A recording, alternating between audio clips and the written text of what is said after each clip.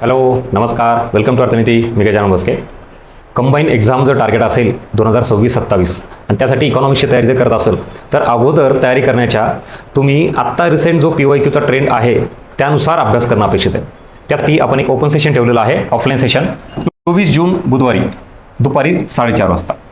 Exactly काय होतं, बरेच विद्यार्थी एफर्ट्स खूप घेत आहेत, मेहनत करत आहेत, पण मग परीक्षेत ज्यावेळेला आपण प्रश्न बघतो तेव्हा आपण केलेला अभ्यास एका साईडला आणि आयोगाचे प्रश्न हा दुसऱ्या साईडला असतात आणि मग एफर्ट्स हे सगळे आपले वाया जातात.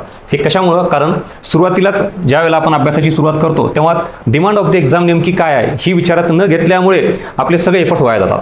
या सेशनमध्ये तुम्हाला मी विथ PYQ सोर्स दाखवणार आहे, कशा पद्धतीनं आयोग प्रश्न विचारतोय आणि त्यानुसार मग आपण आपल्या अभ्यास पद्धतीमध्ये काय बदल केला पाहिजे. म्हणजेच इकॉनॉमिक्सबाबत कन्सेप्च्युअल एरिया कुठला, फॅक्च्युअल एरिया कुठला आणि करंटचा एरिया कुठला. जसं की आता बजेट आणि सर्वेवर वेटेज वाढतंय तर तिथेही दुर्लक्ष करून चालणार नाही.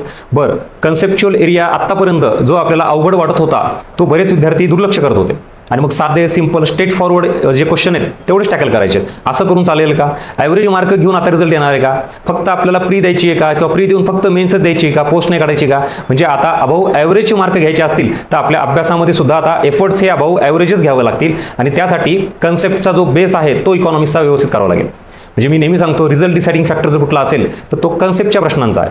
म्हणजेच आता आपण कन्सेप्ट फक्त अंडरस्टँड करून इथपर्यंत चालणार नाही, तर त्याचं ॲप्लिकेशन करावं लागेल, त्याचं इंटरलिंकिंग करावं लागेल आणि अशा स्वरूपातील PYQ तुम्हाला मी दाखवेल की जेणेकरून आपल्याला आत्ता पुढची दिशा क्लिअर होईल आणि त्याच्यानुसार अभ्यास करता येईल आणि तुमचे वेळ, वर्ष, एफर्ट्स हे वाया जाणार नाही.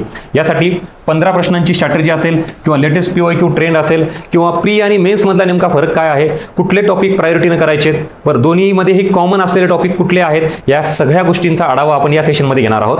At the same time current इकॉनॉमिक्सचा आवाका प्रचंड मोठा आहे, त्यातही कशा पद्धतीने बॅलन्स ठेवायचं, कुठला एरिया करायचा, कुठला नाही करायचा. म्हणजे मी नेहमी तुम्हाला सांगत असतो बघा, डूज अँड डोंट्स.